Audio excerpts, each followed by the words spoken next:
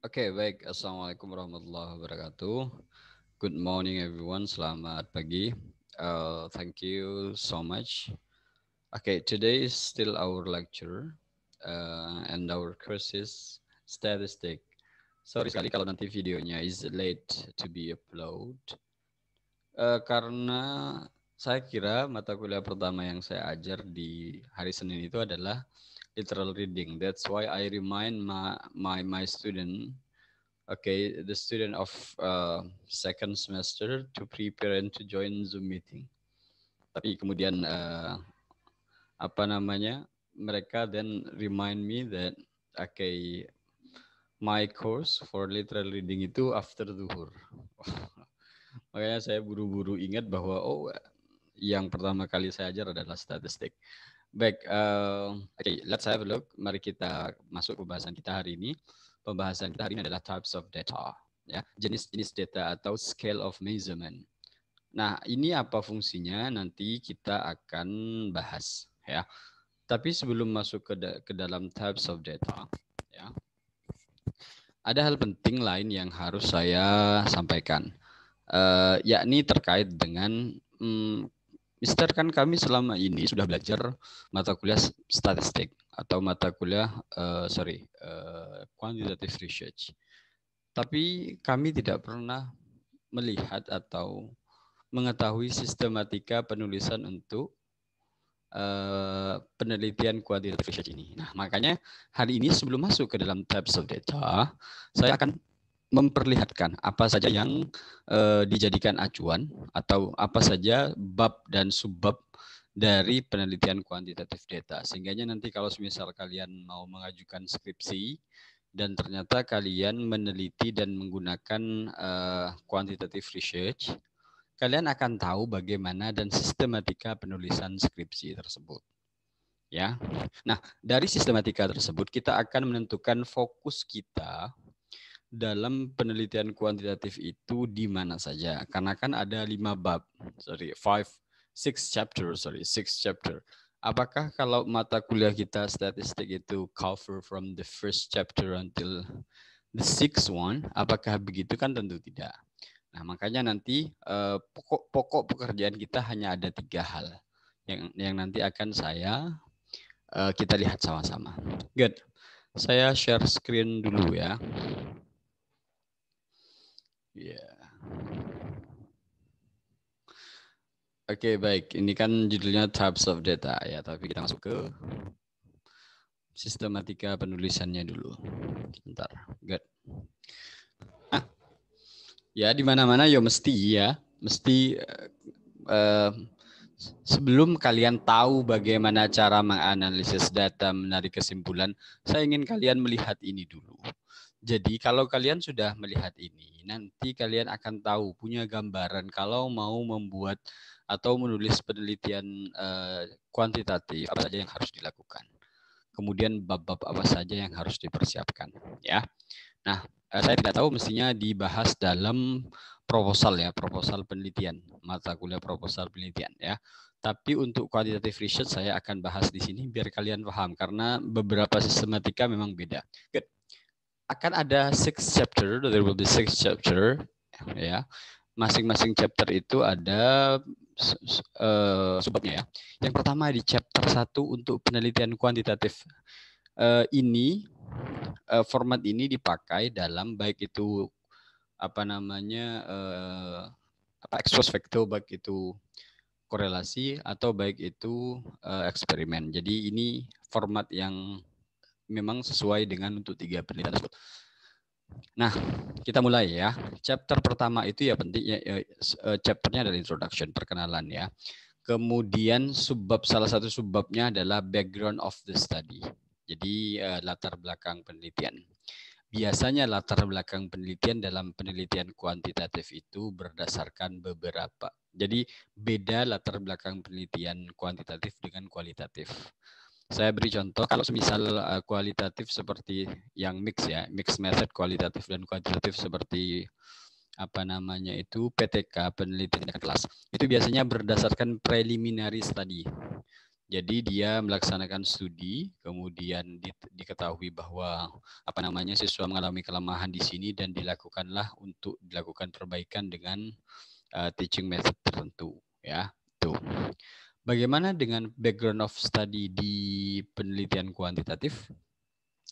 Biasanya background of the study di penelitian kuantitatif itu berdasarkan satu yang pernah saya lakukan dan sering saya temukan adalah ketidaksesuaian hasil penelitian atau inconclusive results of study. Jadi penelitian kuantitatif itu kan penelitian yang menunggu di garis finish.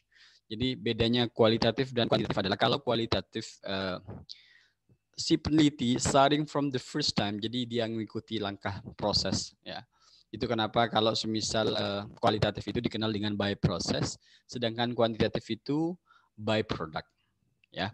Nah, karena demikian, karena by product, nah hasil-hasil dari penelitian kuantitatif itu kadang tidak seragam. Nah, contoh, kalau penelitian terkait penelitian terkait learning style, ya, dikatakan bahwa kalau auditory itu lebih baik dari visual. Itu di beberapa negara mengatakan tersebut didukung oleh teori-teori sebelumnya. Kemudian ada peneliti yang lain mengatakan bahwa tidak, visual lebih baik daripada auditory. Nah, ketidakseragaman hasil semacam itu bisa divalidasi, pada konteks di Indonesia. Jadi ternyata kalau di Indonesia itu, saya mau tahu apakah di Indonesia itu which one is better, apakah auditory atau visual yang hasil belajarnya lebih baik.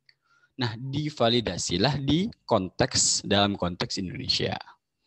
Nah, begitu ya. Nah, jadi alasan dibalik studi dari kuantitatif, kalian di peneliti bisa mengatakan penelitian ini dilaksanakan atas dasar ketidakseragaman hasil penelitian yang dilaksanakan oleh peneliti. Nah, maka menurut peneliti sebelumnya dikatakan bahwa auditori lebih baik daripada visual dengan data yang begini, begini, dan begini. Kemudian sedangkan di sisi kubu lain mengatakan bahwa ya visual lebih baik daripada auditori dengan data begini, begini, begini. Jadi dikontraskan. Karena dikontraskan, dia akhirnya mengatakan bahwa peneliti bisa mengatakan bahwa maka dari itu kami akan memvalidasi hasil penelitian tersebut pada konteks Indonesia. Apakah Indonesia siswa-siswa yang mempunyai learning style-nya auditory lebih baik daripada siswa yang learning style-nya adalah visual. Nah, itu yang sering di background of study. Itu yang pertama. Yang kedua, biasanya teman-teman melaksanakan penelitian kuantitatif itu dikarenakan alasan di dalam background of study itu adalah jadi penelitian kuantitatif itu kadang tidak sempurna. Baik karena sampelnya yang tidak terlalu banyak, karena kan sampel semakin the more abundant sample, maka the better the research is. Semakin banyak semakin baik. Atau kemudian seperti karena tadi itu, karena konteksnya itu di Indonesia saja, bagaimana kalau di luar negeri, dan kekurangan-kekurangan lainnya. Nah, biasanya peneliti itu mencari kekurangan itu kan biasanya ada itu di bagian akhir nanti di bab 6. Nah, mencari kekurangan tersebut, ya, melihat apa sih yang kurang dari penelitian tersebut dan kemudian disempurnakan. Makanya background of study-nya dia mengatakan bahwa penelitian ini adalah untuk menyempurnakan penelitian sebelumnya yang mengalami kekurangan di bagian ini, dan ini. Ya, good. Itu background of study. Kemudian di sini ada statement of the problem atau problem of the research, ya. Nah, di bagian ini kan sudah dibahas oleh kita pada mata kuliah Introduction to Research Method. Waktu itu saya bahas pakai jadi ada bab khusus, yakni objective of the research dan kemudian research problem. Di situ kan ada bagaimana cara memformulasikan pernyataan masalah penelitian yang benar, ya.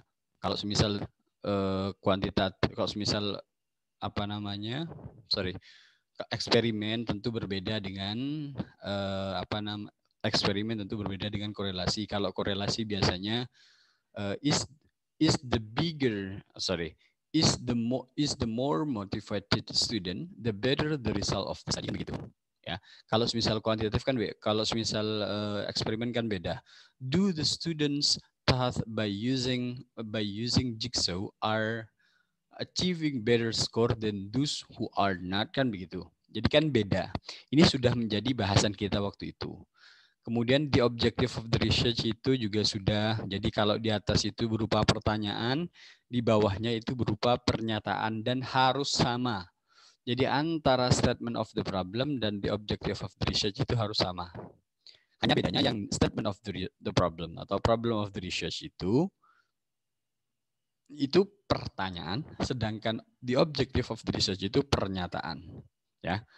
Kemudian di sini ada bagian selanjutnya dari chapter 1 adalah research hypothesis. Seperti yang you sudah pelajari juga, ada dua jenis hypothesis, ada alternative hypothesis dan kemudian ada null hypothesis. Pekerjaan kita di statistik dimulai dari sini, ya salah satunya di sini, tapi tidak pas di chapter 1. Nah, di research hypothesis ini, kita hypothesis itu kan dugaan awal. Nah, di bagian ini ada dua dugaan. Pertama itu adalah alternative hypothesis. Biasanya statementnya positif, ya. There is difference between student who learn in lab,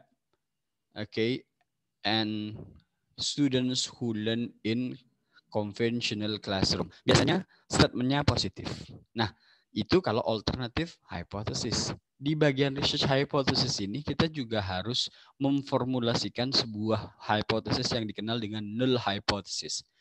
Null hypothesis itu statementnya itu berlawanan dengan alternative hypothesis. Kalau tadi kan there is, maka kalau misal null hypothesis itu there is no.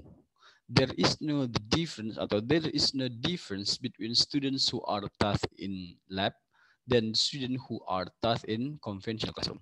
Nah, di situ ya, ada alternative assessment alternative hypothesis yang pertama, dan yang kedua ada null hypothesis. Nah, pekerjaan kita dimulai dari null hypothesis ini ya. Kemudian di bagian, saya lanjutkan dulu karena nanti ada bagian research hypothesis, yakni bagian testing hypothesis. Kemudian di bagian selanjutnya adalah the significance of the study. Ini biasa ya, jadi manfaat penelitian ini nanti, manfaat penelitian ini nanti untuk siapa saja ya. Nah, kemudian saya skip ini karena ini tidak terlalu penting, karena ini bisa dikarang sendiri. Kemudian scope and limitation of the research ini berkaitan dengan, ingat ya, ini konteks penelitiannya di mana. Jadi penting untuk menentukan scope dan limitasinya. Kalau misal ini hanya mengcover terkait learning style, maka tidak boleh keluar dari konteks itu. Kemudian kalau ini hanya mengcover siswa SMK misal atau SMA, maka penelitian ini tidak bisa digeneralisasikan kepada mereka yang berada di jenjang pendidikan yang lebih rendah, yakni SMP dan SD. Kemudian yang terakhir adalah definition of key terms. Di bagian sini kalian mendefinisikan masing-masing dari istilahnya, istilah-istilah. Contoh kalau ada penelitian bunyinya, ini maksudnya variabel ya, yang didefinisikan berdasarkan, biasanya pakai dua ya. Pertama, apa definisi para ahli, yang kedua adalah definisi kita yang bisa diukur. Contohnya kalau ada judul penelitian, apa namanya ya, do gender grade and family income, the effect of gender, grade and family income towards students achievement. Jadi kalian harus bisa mendefinisikan apa itu gender, kemudian apa itu gender, kemudian apa itu grade, kemudian family income, itu 3 sudah, kemudian students achievement. Biasanya diminta dua ini. Yang pertama adalah expert definition, kemudian yang kedua adalah peneliti ya, jadi researcher definition, karena nanti harus bisa diukur. Nah, ini adalah isi dari penelitian kuantitatif pada chapter 1. Kita masih punya chapter 5, chapter ada 5 chapter lagi. Kita masuk ke chapter 2 ini, kalau sudah chapter 1 dan chapter 2 ini sudah lumayan bagus ya. Nah, apa isi dari chapter 2? Yang poin-poinnya adalah yang pertama adalah review of theoretical studies. Ya, ini sudah berisi tentang review atau teori-teori yang berkaitan dengan penelitian. Contoh kalau semisal gender itu berdasarkan kata expert apa saja, kemudian klasifikasinya bagaimana, kemudian students achievement itu hasil-hasil sebelumnya bagaimana, walaupun nanti di cover di bagian nomor 2 ya. Nah, intinya dia berkaitan dengan literatur, tapi literatur yang terkait dengan penelitian. Tidak boleh keluar dari penelitian atau terlalu berlebihan. Karena biasanya kalau mahasiswa Indonesia membuat skripsi itu kadang-kadang saking mau tebalnya, mereka memasukkan literatur-literatur which is not relevant to the research di penelitiannya, di skripsinya, yang sehingga membuat ketika di print itu sangat-sangat tebal. Ingat ya, bagus tidaknya karya penelitian itu, ya, karya tulis atau penelitian itu tidak berdasarkan tebal atau tipisnya, tidak berbanding lurus dengan tebal atau tipisnya. Oke, kalau you terbiasa mengakses artikel jurnal ilmiah ya, biasanya itu sangat tipis, hanya beberapa lembar saja, 6 sampai 7. Nah, sedangkan kalau di Indonesia skripsinya sampai mungkin ratusan, ada yang sampai ratusan lembar, which is not relevant ya, tapi bukan tidak baik. Good, saya lanjut. Kemudian di bagian kedua, di chapter kedua itu ada review of previous study. Jadi penelitian-penelitian sebelumnya terkait dengan penelitian yang kalian laksanakan yang beda tersebut, yang katanya tadi beda konteks itu, hasilnya bagaimana saja. Jadi dijabarkan. Hasilnya begini, begini, dan begini. Kemudian ada penelitian lain yang hasilnya kontras dengan ini, dan ini. Nah, kemudian terakhir adalah theoretical framework. Jadi kerangka teoritis ya. Jadi penelitian ini penelitian apa, kemudian sampelnya bagaimana. Jadi semacam dibuat seperti bukan table ya, kayak dibuat gambar blueprint ya. Kira-kira akan seperti apa dan kemudian menggunakan jenis penelitian apa ya. Di chapter 2 ini tidak terlalu sulit. Biasanya teman-teman paling mudah di chapter 2. Tapi kalau sudah ada review of previous study memang sedikit lebih sulit. Kita masuk ke chapter 3. Nah, chapter 3 ini pun bukan masih ranah kita dalam statistik. Tapi saya penting men-showing ini karena nanti biar kalian punya gambaran. Saya penelitian kuantitatif nih. Kemudian saya paham statistik, tapi saya tidak tahu jenis cara nulisnya gimana, sistematikanya bagaimana, gitu ya. Jadi agar kalian tahu. Kemudian di chapter 3 itu adalah research design. Research design ini apakah desain penelitian kalian itu ex post facto, apakah eksperimen, apakah korelasi, eksperimennya itu apa pi, apa foci, apa true, kan begitu ya. Kemudian ada subject of the research setelah dilakukan sampling ya, yang sudah kalian pelajari pada mata kuliah Introduction to Research Method yang diampu oleh saya dan Bu Dewi ya. Kan ada proses sampling dan lain sebagainya. Kemudian diketahui subject of the research-nya ya. Jadi subjeknya di mana, semisal ini adalah siswa kelas 12 di SMP 2 Teluk Batang misal. Nah, itu ya. Kemudian place of the research-nya jadi 1 biasanya ya. Jadi letak di mana penelitian itu dilakukan. Kemudian research procedure ya. Nah, research procedure ini kalian jelaskan prosedur penelitian kalian sejak pertama kalian asking permission to headmaster sampai kalian selesai menghitung data yang kalian dapatkan dari sekolah atau dari place of the research ya. Kemudian di bagian chapter 3 ini kalian juga menjelaskan instrument of data collections. Jadi instrumen pengumpulan datanya itu apa? Contoh kalau semisal angket, kalau semisal expose itu rata-rata angket. Ya kalau semisal angket, maka angketnya ini validasinya berada di angka berapa begitu ya. Kemudian reliability-nya juga berada di angka berapa, apakah sudah mendapatkan expert validation, apakah sudah reliable, dijelaskan semuanya di bagian sini. Ya. Kemudian jenis instrumennya itu apakah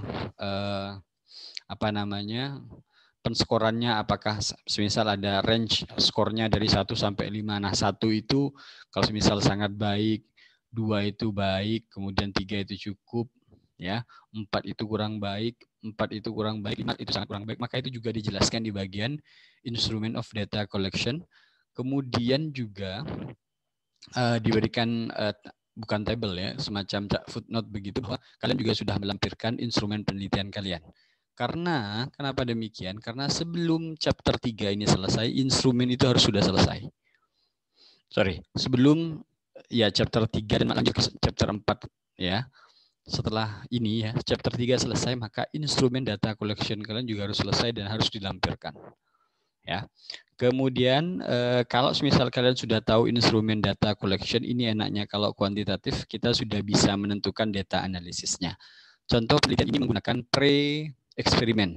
Ya, kalau pre-eksperimen umumnya dalam data analisisnya menggunakan dependency test. Jadi ada independency test, ada dependency test. Tapi kalau misal di bagian data analisis kalian ini ternyata penelitiannya menggunakan true experiment. Sampelnya cuma 2. Oke, maka biasanya pakai independent test.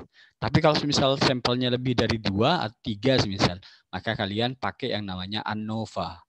Kemudian kalau misal penelitian kalian ternyata bukan eksperimen, tapi korelasi. Berapa variabel? Kalau misal cuma itu 2 variabel, maka pakai Pearson product moment. Kalau misal 3 variabel, di bagian data analisis ini kalian jelaskan bahwa kalian menggunakan data analisis yakni multiple correlation. Jadi ini enaknya kuantitatif, kita sudah bisa menentukan data analisisnya. Good. Saya lanjut ke chapter 4. Nah, chapter 4 ini adalah pekerjaan kita pada statistik. Pertama apa? Data analysis ya. Nah, sebelum data analysis ini kan kita sudah proses pengumpulan data. Jadi sebelum ini kan analisis data pada chapter 4. Berarti kita dalam posisi sudah melaksanakan penelitian, sudah menyebarkan instrumen penelitian, kemudian tinggal menganalisis data. Berarti pada proses ini kita juga sudah memasukkan data yang kita punya kepada SPSS. Nah, pekerjaan kita dimulai dari sini. Kalau kita sudah punya data mentahnya, kita masukkan ke SPSS, langkah-langkahnya bagaimana, itu sudah masuk coveran statistik kita. Nah, kalau misal sudah sudah diolah menggunakan SPSS, kemudian datanya muncul, baru dilakukan data analisis. Ini juga pekerjaan kita. Kalau misal datanya sudah muncul, data analisisnya sudah oke, maka yang kedua pekerjaan kita adalah yang namanya hypothesis testing. Hipotesis yang mana, Mister? Kan tadi katanya ada 2 hipotesis. Ada alternative hypothesis, ada null hypothesis. Yang kita testing, ya, yang kita tes adalah null hypothesis. Apakah the null hypothesis is accepted or the null hypothesis is rejected? Jelas ya? Jadi di bagian sini kita adalah bagian hypothesis testing. Berdasarkan apa, Mister? Rejecting or accepting the hypothesis, the null hypothesis, berdasarkan data nanti yang akan kita pelajari di pertemuan setelahnya. Setelah ini, jadi setelah ini masih validity of the instrument, kemudian reliability of the instrument, kemudian ada descriptive statistik, baru kemudian kita masuk bagaimana cara melakukan hypothesis testing. Jadi bersabar. Ya, ini 2 adalah komponen pekerjaan kita dalam dalam mata kuliah statistik. Sedangkan sebelumnya itu mestinya di cover dalam introduction to research method yang khusus membahas quantitative research. Kemudian pertemuan chapter 5 adalah discussion ya. Nah, di bagian discussion inilah dipaparkan juga kekurangan penelitian ini di mana. Implikasi itu efek langsung yang diperoleh atau penelitian ini berdampak langsung pada apa begitu. Contoh, kalau dikatakan hasil penelitiannya mengatakan bahwa wanita lebih cenderung belajar lebih cepat atau memperoleh bahasa lebih cepat daripada pria, maka kita implikasinya adalah ya kita harus meningkatkan ya tidak hanya pembelajaran bahasa Inggris, kita menekankan pembelajaran bahasa Inggris kepada wanita, tapi kita harus juga fokus lebih kepada pria karena mereka dari hasil penelitian memperoleh pemahaman bahasa lebih sedikit atau tidak lebih cepat dari wanita. Maka itu adalah efek langsung yang ditimbulkan oleh hasil penelitian, namanya implikasi. Kemudian chapter 6 itu baru conclusion dan suggestion. Ini tidak perlu saya bahas karena conclusion ya. Tapi di bagian sini ya saya ke chapter 4. Sebenarnya ada 3, tapi dalam proses penulisannya memang kadang tidak dilakukan drawing conclusion di sini. Jadi kalau data analisis sudah, hypothesis testing kita sudah mengetes null hypothesisnya, maka sebenarnya di bagian sini kita sudah bisa menarik kesimpulan. Ya, oke, menarik kesimpulan. Nah, sayangnya pada penulisannya biasanya conclusion itu ditaruh pada chapter 6. Ya, tapi pekerjaan kita adalah 3 ini dalam dalam statistik. Apa? Yang pertama adalah analyzing data, ya, atau data analysis yang tadi itu ya. Analyzing data, kita punya data, kita masukkan SPSS, kita hitung, muncul, kita analisa. Analisa dari apanya? Min-nya berapa, kemudian mediannya berapa, kemudian normalitasnya berapa, homogen atau tidak homogen datanya, dan lain sebagainya. Kalau semisal sudah keluar, maka kita melakukan hypothesis testing. Caranya bagaimana? Nanti ya, karena kita masih belum masuk semuanya. Jadi biar runut. Nah, kemudian kalau sudah hypothesis testing, apakah null hypothesis tadi accepted or rejected? Kalau semisal accepted ya, kita bisa menarik kesimpulan sesuai dengan apa yang kita buat di null hypothesis. Kalau semisal rejected, maka drawing conclusion-nya juga sesuai dengan apa yang kita formulasikan di null hypothesis. Nah, kira-kira begitu itu ya yang kita lakukan from chapter 1, dari chapter 1 sampai chapter 6 ya, untuk penelitian kuantitatif. Sedangkan untuk bagian statistic for research-nya kita hanya bekerja di bagian 3 bagian ini. Analyzing data, hypothesis testing, dan drawing conclusion. Baik itu ya. Itu kalian berarti sekarang sudah paham, dan kalau misal nanti kalian mau skripsian, kalian mau ngambil mata kuliah tersebut, maka kalian sudah bisa. Bukan mata kuliah tersebut, jenis penelitian ini. Oke, good. Saya lanjut sekarang. Kita masuk ke types of data yang merupakan pokok bahasan kita. Nah, tadi kan kita sudah obrol-obrol data, analyzing data, ya, data analysis dan lain sebagainya, itu data collection. Lah ini kok data-data semua yang diomongkan? Iya, ya data. Nah, saya perlu tekankan bahwa data dalam penelitian kuantitatif itu, baik itu data statement atau tidak, statement ya atau hasil tes ya. Tentu kalau misal angket itu kan statement. Nah, datanya itu harus diangkakan. Mau tidak mau yang akan kita analisa adalah angkanya, bukan statementnya. Because ini bukan penelitian kualitatif. Kalau penelitian kualitatif, banyaknya ya catatan-catatan sedemikian rupa itu. Bukan banyaknya angka.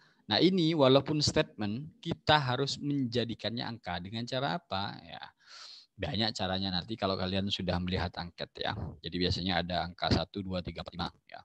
Nah, makanya penting mengetahui jenis data. Jenis types of data itu ada 4. Yang pertama ada nominal data. Yang kedua adalah ordinal data. Yang ketiga adalah interval data. Dan yang keempat ratio data. Saya mau tekankan sekali lagi, nanti di bagian SPSS itu akan ada bagian kolom yang bukan menentukan ya, kayak kalian akan milih apakah data tersebut nominal data, ordinal data, atau interval data, atau ratio data. Nah, kalau semisal kalian punya data penelitian, semisal datanya adalah ordinal data, tapi kalian bingung di bagian fitur tersebut ini data yang mana sih? Nah, tentu kalian nanti hasilnya akan karena kesalahan proses kalian itu akan mengaruhi hasil pengolahan datanya. Makanya penting untuk mengetahui types of data. Good. Kita lihat yang pertama adalah nominal data. Nominal data itu adalah the data which is used only to differentiate one from another. Ya, jadi nominal data itu data yang digunakan hanya untuk membedakan satu dan lainnya. Contoh begini. Ini ada contohnya ya. Contohnya house number which is only used to distinguish one house from another. In questionnaire, nominal data usually is used in obtaining the info, occupation, religion, and apa itu di bawahnya. Contohnya sudah house number. Ini nominal data itu hanya digunakan penomoran angkanya, datanya itu digunakan untuk membedakan satu dan yang lain. Contoh, kalian masuk ke sebuah perumahan, kemudian dari rumah pertama itu nomornya 1. Berarti keduanya adalah 2.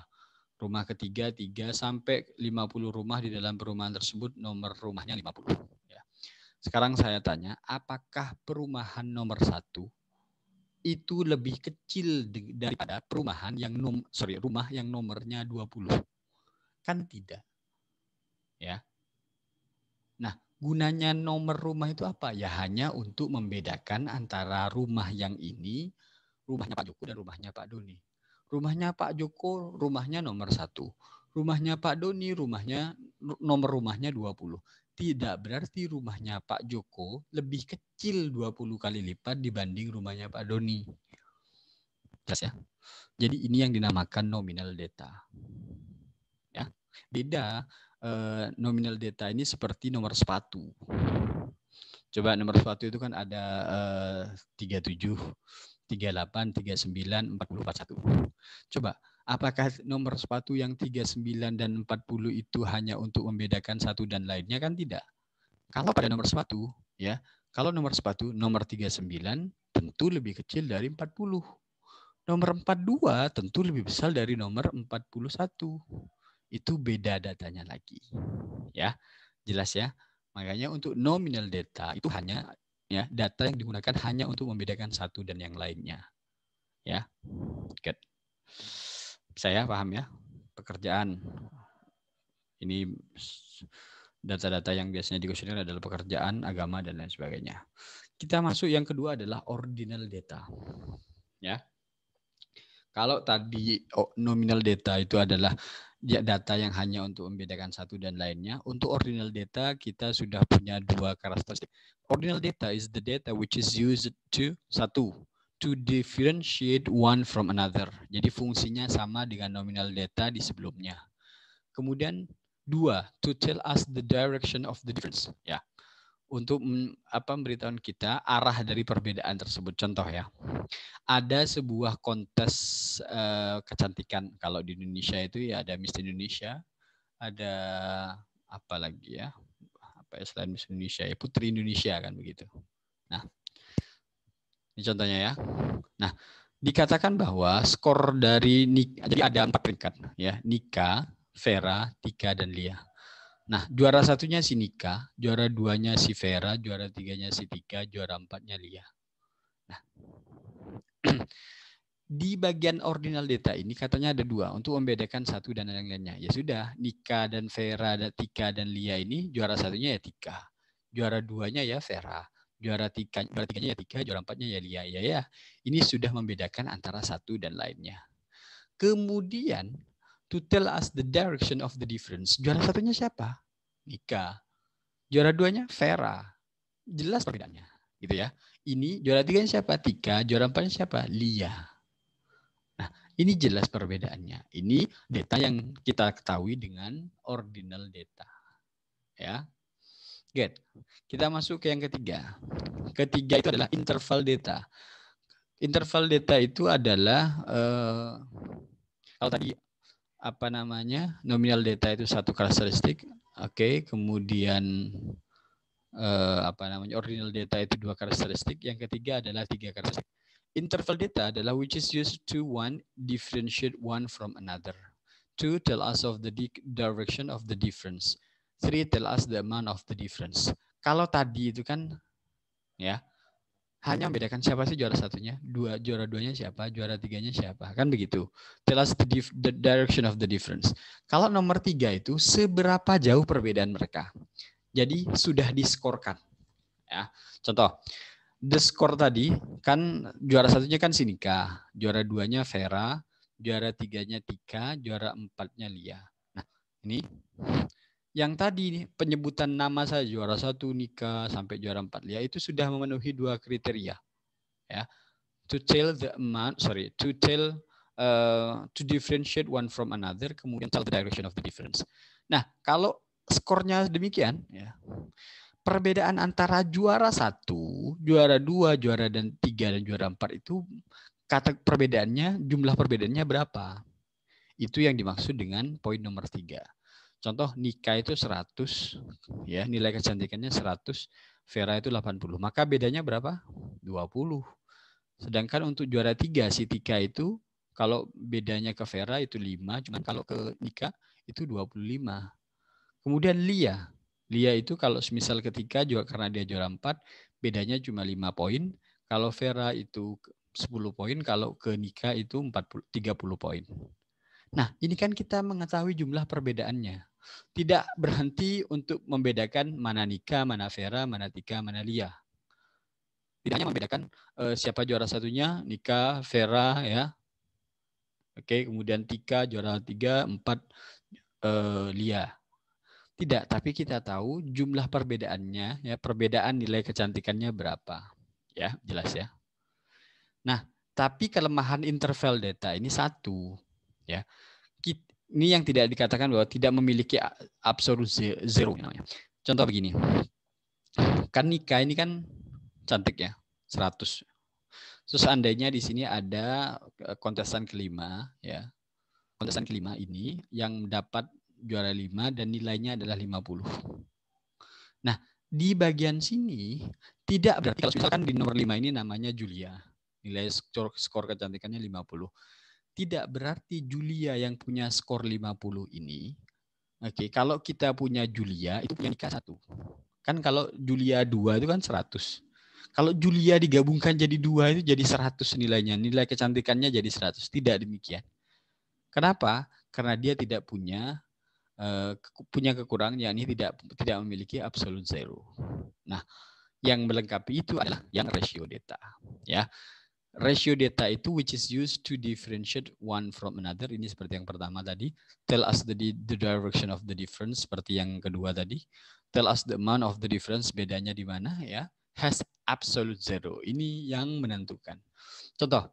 The data of height and weight. Oke. Kalau yang kecantikan tadi itu kan 2 Julia yang punya skor 50. Itu tidak mungkin disamakan dengan si siapa yang dapat satu Nika yang dapat yang nilai kecantikan 100. Tapi hal ini berbeda pada ratio data. Contoh height tinggi badan dan weight berat badan. Contoh ada adik kalian itu tingginya 170 cm. Ya, 170 cm. Sedangkan adik kalian punya adik, ya, tingginya adalah 85 cm. Tingginya berapa? 85 cm. Iya, belum 1 meter ya. Jadi kalau kalian 170 cm, sedangkan adik kalian itu punya adik kecil tingginya cuma 85 cm. Ini yang dinamakan absolute zero. Nah, kalau misal adik kalian itu ditingkatkan, jadi tingginya 2 kali lipat, kan tingginya sama dengan kalian yang punya tinggi 170 cm. Itu yang dinamakan absolute zero. Contoh lain. Oke, perbedaan berat badan.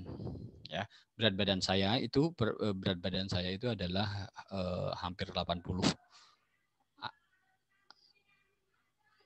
Saya bulatkan saja berat badan saya itu 80. Sedangkan saya punya adik yang sangat kecil sekali, itu beratnya 40 kg.